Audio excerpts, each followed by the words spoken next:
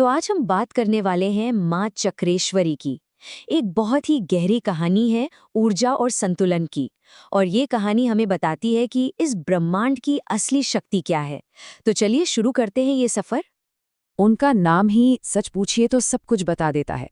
चक्र ईश्वरी, यानी चक्रों की स्वामिनी, वो शक्ति जो हर चीज को बैलेंस में रखती है, चाहे वो हमारे शरीर के अंदर की ऊर्जा हो या फिर पूरे ब्रह्मांड की। लेकिन एक सवाल है, क्या हो अगर ब्रह्मांड की ये एनर्जी, ये ऊर्जा ही रुक जाए? क्या होगा तब? इसी सवाल से हमारी कहानी की शुरुआत होती है। तो कहानी की शुरुआत ही होती है एक ऐसे संकट से जब पूरा ब्रह्मांड अपना बैलेंस खो रहा था, सब कुछ बिखरने लगा था। और जब एनर्जी का फ्लो रुकता है ना, तो उसका असर हर जगह दिखता है। लोग चिड़चिड़े हो गए, साधुओं का ध्यान टूटने लगा, यहाँ तक कि देवता भी बेबस महसूस करने लगे। जमीन बंजर हो रही थी, ऐसा लग रहा था जैसे पूरा सिस्टम ही ठप पड़ गया हो। और इस सबके पीछे कौन था? एक बहुत ही भयानक असुर। नाम था चक्रभंगासुर। जैसा नाम वैसा काम। उसका काम ही था एनर्जी के चक्रों को तोड़ना, उस सिस्टम को बिखेर देना जिस पर यह दुनिया टिकी है। तो जब हर तरफ अंधेरा था, जब लगा कि अब कुछ नहीं हो सकता, तभी उम्मीद की एक किरण जगी। अब कहानी में एंट्री होती है हमारी हीरो की, जो अकेली इस तबाही को रोक सकती थी।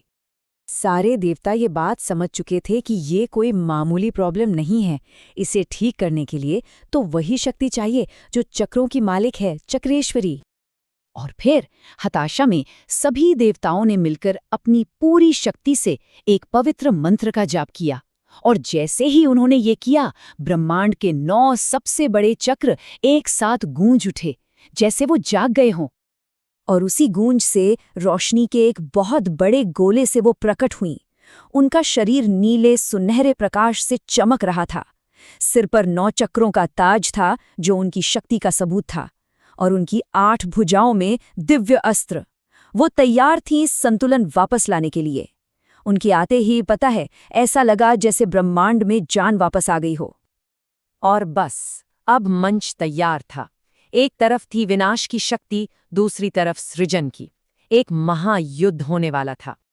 इन दोनों की लड़ाई असल में 2 सोच की लड़ाई थी। देखिए, असुर कहता था, मैं चक्रों को तोड़ता हूं। और देवी का जवाब कितना शांत और शक्तिशाली था, मैं चक्रों को रचती हूं। एक तोड़ने वाला, एक बनाने वाली। लड़ाई शुरू हुई।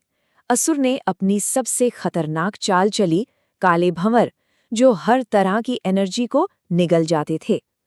लेकिन देवी ने ब्रह्मांड का सबसे पहला पहिया, सुदर्शन चक्र, उसे घुमाया। और उसकी शक्ति के आगे वो सारे भंवर पल में बिखर गए। अब असुर समझ गया कि वो सीधे सीधे नहीं जीत सकता, तो उसने अपनी आखिरी और सबसे हताश कोशिश की। पूरे ब्रह्मांड को ही एक अंधेरे के जाल में फंसा लिया, एक ऐसा जाल जिससे कोई बाहर नहीं निकल सकता था। लेकिन देवी के पास अपना ब्रह्मास्त्र था, एक ऐसी शक्ति जिसका नाम था महाचक्र दीप्ति। ये महाचक्र दीप्ति कोई आम रोशनी नहीं थी, ये उनके सिर पर सजे 9 चक्रों के मुकुट से निकली थी। इसमें सृष्टि का सार था, एनर्जी का असली फ्लो था और बैलेंस का परम सच। ये वो शक्ति थी जो किसी भी तरह के असंतुलन को खत्म कर सकती थी। और यही तो ब्रह्मांड का नियम है। जैसे ही उस रोशनी ने असुर को छुआ, वो बस राख बन गया। क्योंकि असंतुलन चाहे कितना ही बड़ा क्यों न हो, वो बैलेंस की परम शक्ति के सामने एक पल भी नहीं टिक सकता। असुर तो खत्म हो गया और ब्रह्मांड में फिर से सब कुछ ठीक होने लगा। पर इस जीत का असली मतलब क्या था? इसका असर कितना गहरा था? माँ चक्रेश्वरी की जीत का मतलब था ब्रह्मांड का एक तरह से पुनर्जन्म।